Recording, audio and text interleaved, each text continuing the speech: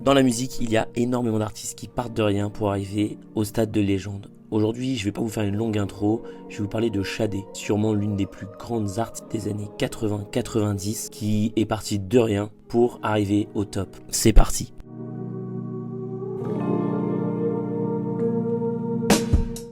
Sade a eu une enfance entre deux cultures. De son vrai prénom et nom Hélène Folshade Adu, elle est née le 16 janvier 1959 à Ibadan, au Nigeria. Son père, Adebisi Adu, est un économiste nigérien et sa mère, Anne Hayes, est une infirmière britannique. Elle a eu des débuts mouvementés dans sa vie parce qu'en effet, ses parents vont se séparer à l'âge de 4 ans. Sa mère retourne vivre en Angleterre, dans l'Essex, et elle emporte avec elle son frère Banji et du coup Hélène. Sade grandit loin de son père et adopte un mode de vie plutôt britannique. Bien qu'elle reste très attachée à ses racines nigérianes, elle aime énormément l'Angleterre. Pendant son adolescence, elle est attirée par l'art de la mode, pas du tout de la musique. Elle, ce qu'elle voulait faire, c'était designeuse. Elle ne pense pas du tout à la musique et à l'adolescence, elle commence à écouter du jazz et de la soul, sans oublier le reggae. Influencée par Curtis Mayfield, Marvin Gaye et Billie Holiday, elle va continuer à écouter de la musique. Après le lycée, elle intègre St. Martin's School of Art à Londres, où elle étudie le stylisme. En effet, comme je vous ai dit, elle, ce qu'elle voulait vraiment faire, c'était designeuse. Elle voulait vraiment bosser dans la mode.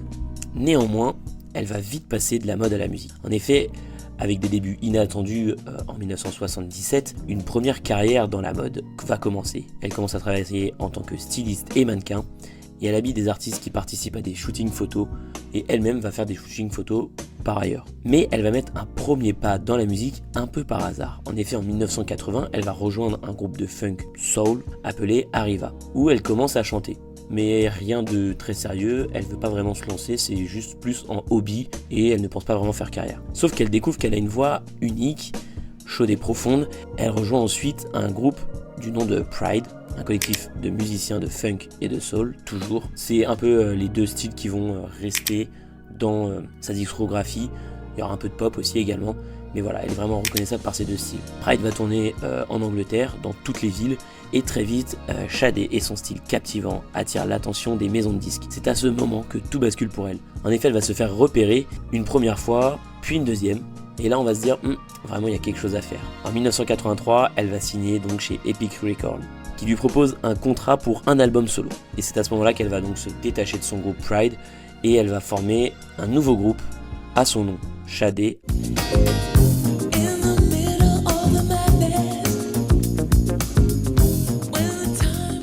Avec Stuart Matthewman qui est saxophoniste, Andrew Hales qui est au clavier et Paul Denman qui est à la basse. D'ailleurs la basse, le saxophone, c'est prime music les refs, croyez-moi sur parole.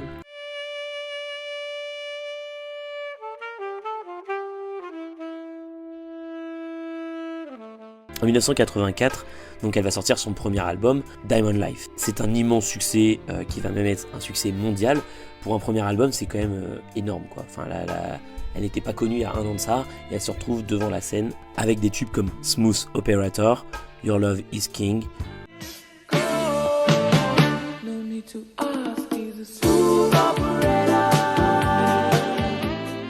Ça va vraiment propulser Sade sur le devant de la scène, et va vraiment devenir une star très rapidement. Mais on se dit, comme tout le monde, est-ce qu'elle va pas faire juste un album, puis ensuite plus rien? Eh bien non. L'album déjà se vend à plus de 6 millions d'exemplaires, ce qui fait d'elle une star internationale. Elle remporte même un Brit Award pour la meilleure révélation britannique, normal, avec en plus 6 millions d'exemplaires vendus, et tous ces singles qui sont toujours très bons, d'ailleurs que j'écoute toujours, vraiment c'est incroyable. En seulement un album, donc elle devient une icône du jazz, de la soul et du R&B. En 85, donc elle va commencer une ascension fulgurante avec Promise, qui contient notamment l'excellent morceau The Sweetest Taboo.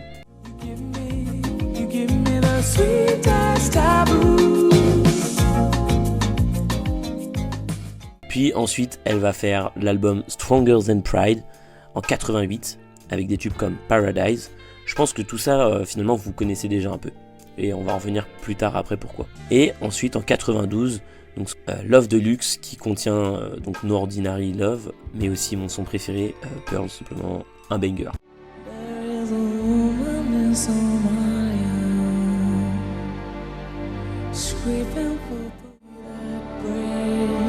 She flies to the heaven une décennie, Sade est devenue une superstar planétaire et bah voilà, plus personne ne peut l'ignorer. Elle a vendu des millions d'albums déjà, elle a rempli des stades et en fait elle fait tout ce qu'une star fait à l'époque. Sauf qu'après une décennie de succès, Sade en a un peu marre et va disparaître des radars. C'est pas, elle va juste plus faire de musique, elle va totalement disparaître.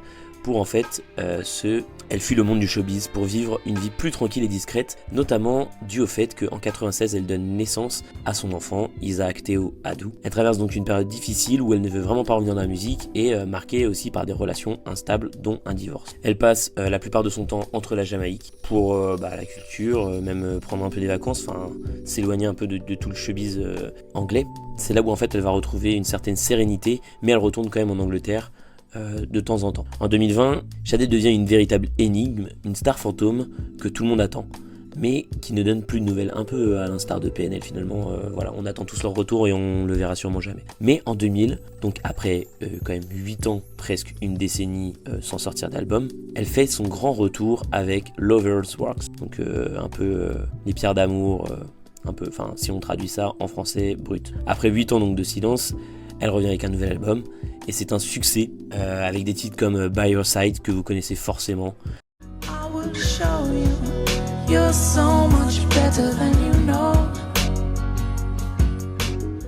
L'album va remporter un Grammy Awards et prouve encore que Sade n'a rien perdu de sa magie. C'est un top album. Voilà, après bon, Sade, est-ce qu'elle a vraiment pas été au niveau une fois, on se le demande. Non mais voilà, faut se le dire. Non mais faut le dire. Donc voilà, et après pendant 10 ans plus rien, Sade redisparaît encore une fois. Et en 2010, elle sort donc l'album Soldier of Love, un autre comeback plutôt inattendu. En effet, on s'y attendait pas trop et après 10 ans d'absence, ça fait bizarre. Mais c'est quand même un succès immédiat et elle repart encore en tournée.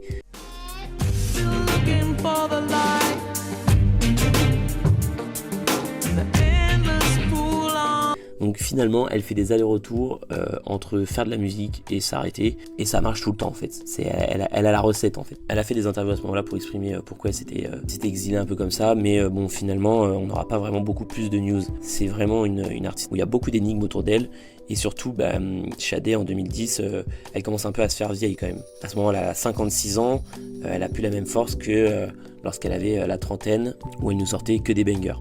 Bon, elle a continué de nous sortir des bangers, mais bon, je pense qu'elle a aussi un peu moins la passion et un peu moins de cardio pour performer tout ça sur scène aussi également. Pourquoi n'a-t-elle plus sorti d'album depuis 2010 ? C'est qu'elle vit une vie qui est très privée, loin des médias, plus d'interviews, contrairement après Soldier of Love. Elle ne veut pas suivre les tendances et elle fait de la musique uniquement quand elle a envie, quand elle en ressent le besoin. Voilà, donc c'est pour ça qu'on ne l'a pas revue jusque-là. Néanmoins, en 2018, elle revient avec 2 chansons pour des films, Flower of the Universe pour le film Un raccourci dans le temps et The Big Unknown pour le film Les Veuves. Alors il faut aussi dire que c'est toujours une icône très présente de la pop, il y a énormément de personnes qui s'inspirent d'elle parce qu'elle est déjà très inspirante. Elle avait rien pour percer, elle se retrouve quand même à être une des plus grandes stars britanniques des années 80-90. Elle fait l'unanimité en fait, parce que déjà on a pu la voir en collaboration avec notamment Supreme qui avait sorti un T. Je sais pas si vous vous rappelez les T à l'ancienne, peut-être qu'ils les sortent toujours, je vous avoue, je suis pas trop renseigné. Où c'était en collaboration avec une star et c'était une star qui portait un bogo Supreme. Et bien voilà, elle a fait une de ses premières collaborations à l'époque, je crois que c'était en 2015-2016 à première vue. Et voilà, donc ça montre que quand même ça reste toujours une icône, voilà, parce que je vous rappelle quand même qu'il y a des personnes comme Gucci Mane ou encore Tyler the Creator qui ont fait ce genre de collaboration. C'est pas tout le monde qui les faisait, quoi. Mais donc depuis plus rien. Les rumeurs disent qu'elle travaillerait sur un nouvel album, mais rien n'a été confirmé. En effet, les médias ne peuvent pas savoir. Elle reste quand même extrêmement énigmatique. C'est vraiment, on sait pas grand chose d'elle finalement. Elle a un peu fait un retour sur le devant de la scène, en effet avec TikTok, où nombreux de ses sons sont quand même des trends finalement. Et c'est assez marrant parce que de se voir que la génération actuelle écoute toujours Sade finalement, parce que les sons sont parfois sortis il y a presque 40 ans et sont quand même au goût du jour aujourd'hui. Donc ça veut vraiment montrer qu'elle était vraiment ultra polyvalente et qu'en fait sa musique ne se détériore pas du tout avec l'âge. Est-ce qu'il y a un concert passé ?